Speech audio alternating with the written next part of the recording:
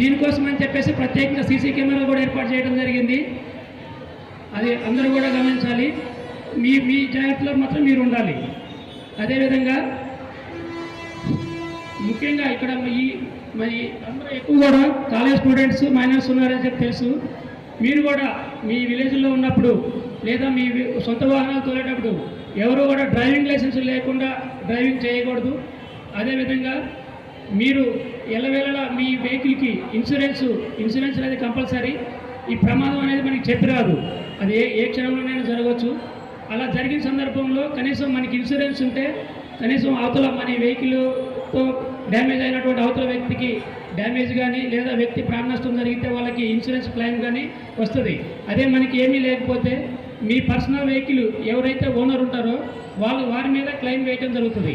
కాబట్టి ఎవరు కూడా అలా లేని పక్షంలో ఇప్పుడు మనకి ఆస్తులు ఏమన్నా ఉంటే అవి మొత్తం అమ్మైనా సరే మనం కట్టాల్సి వస్తుంది.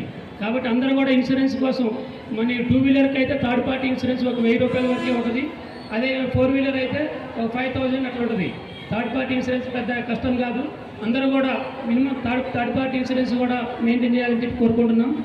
అదేవిధంగా ముఖ్యంగా యువత మన ఇప్పుడు ఫ్యాషన్కి ఇప్పుడు వాళ్ళ ఫ్రెండ్ ఎవరో గంజాయి కానీ డ్రగ్స్ కానీ సేవించేటోళ్ళు ఉంటారు. వాడు ఏం చేస్తాడు, వాడు నేర్చుకున్నదే కాకుండా పక్కన తన ఫ్రెండ్స్కి కూడా నేర్పడం మొదలు పెడతాడు. అది చిన్నగా ఏం కాదురా, ఒక సిగరెట్ ఒకసారి తాగండి అని చెప్పి చెప్తాడు. తర్వాతకి మళ్ళీ రెండోసారి అరే ఇప్పుడు కూడా తాగరా, పోయినసారి తాగితే మంచిగా ఉంది మళ్ళీ తాగని చెప్పేసి చిన్నగా అట్లా ప్రోత్సహిస్తూ ఉంటారు. దయచేసి ఎవ్వరు కూడా మీకు అటువంటి ఫ్రెండ్స్ ఉంటే వాళ్ళని దూరం పెట్టండి. వాళ్ళు ఉన్నారు అంటే వాడు చెడిపోయేది కాక మిమ్మల్ని చెడగొడతారు. అరే అలాంటి వాటితో ఎప్పుడు కూడా స్నేహం చేయొద్దు. ఇప్పుడు గంజాయి మీద మన కొత్త గవర్నమెంట్ వచ్చిన తర్వాతకి గంజాయి మీద చాలా సీరియస్గా యాక్షన్ నడుస్తుంది. ప్రతి చోట్ల ఇప్పుడు చెక్ చేయడం జరుగుతుంది. మీరు ఎక్కువ హాట్స్పాట్లు గుర్తించి అలాంటి ప్రదేశాల్లో డాగ్స్ వచ్చినాయి. ఇప్పుడు గంజాయిని గుర్తించే డాగ్స్ కూడా వచ్చినాయి. వాటితో కూడా చెక్ చేయడం జరుగుతుంది. దయచేసి అలా మళ్ళీ పొరపాటున కూడా అలాంటి ఫ్రెండ్స్కి పక్కన పెట్టుకొని మీరు కూడా గంజాయి సేవిస్తూ దొరికితే కేసు నమోదు అవుతుంది. మీ ఫ్యూచర్ మొత్తం ఖరాబ్ అయిపోతుంది. ఇక ఫ్యూచర్లో ఎటువంటి జాబు రాదు.